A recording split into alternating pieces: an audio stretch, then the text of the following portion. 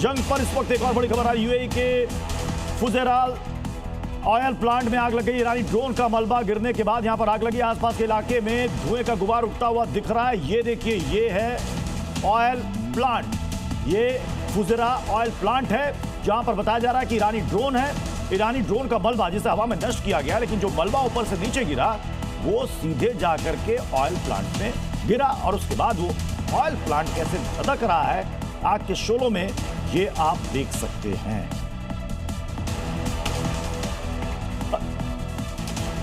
अश्विनी जवाल सर, ईरानी विदेश मंत्री ने चीन के अपने काउंटर पार्ट से, अपने समकक्ष से बात की है। मतलब इसका क्या मतलब हम निकालें? क्या चीन से बैकडोर कोई मदद पॉसिबल है? हाँ बिल्कुल। देखो सच्चाई क्या है प्रतुल, आज ईरान के साथ कौन खड़ा है? ईरान के साथ अगर देखें तो चीन, रूस और नॉर्थ कोरिया है। इन्होंने इनकी मदद की है, मिसाइलें भी दी हैं, ड्रोन भी दिए, एयर डिफेंस सिस्टम दिया है।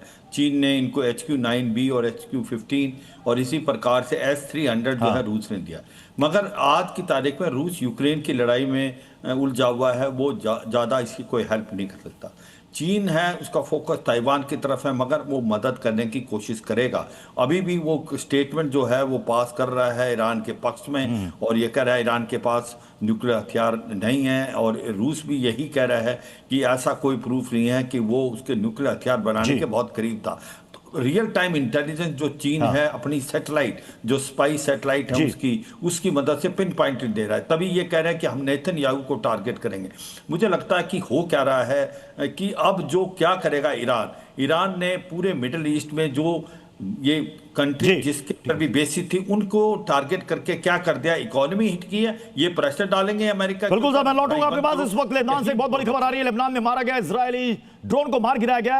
अर्नौन शहर पर ये ड्रोन को नष्ट किया गया है। ये बड़ी खबर सामने आ रही है लेबनान से। लेबनान में इजरायली ड्रोन गिरा दिया गया है। लेबनान में ये इजरायली ड्रोन जो है ये जा रहा था, लेकिन इसे हवा में ही नष्ट किया गया है। देखिए, ये मिसाइल के साथ साथ अब ड्रोन से भी जंग लड़ी जा रही है, बहुत तेज।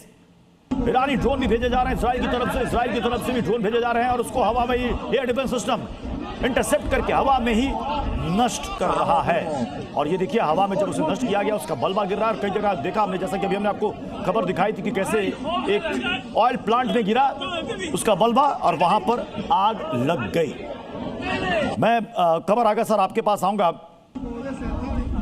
ये मैसेज क्या जा रहा है सर? क्योंकि ईरान ने तो साफ साफ कहा कि जितने भी मिडिल ईस्ट के देशों ने इस जंग में अपनी जमीन का, एयर स्पेस का इस्तेमाल करने अमेरिका और इजराइल को दिया, वो सारे के सारे गद्दार हैं। क्या मैसेज गया? इस युद्ध को शुरुआत किसने किया?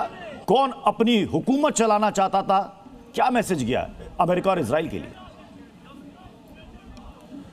देखिए, ये सभी देशों ने, एक तो दो चीज़ें हुई इसमें। पहली बात तो ये कि ये बेसिस जो थे इसमें काफ़ी समय से यहाँ पे ईरान के ऊपर सर्वेलेंस कर रहे थे ये अमेरिकन, और फिर उसके अलावा ईरान के ख़िलाफ़ जो गतिविधियाँ उस क्षेत्र में हो रही थी इन्हीं बेसिस से हो रही थी।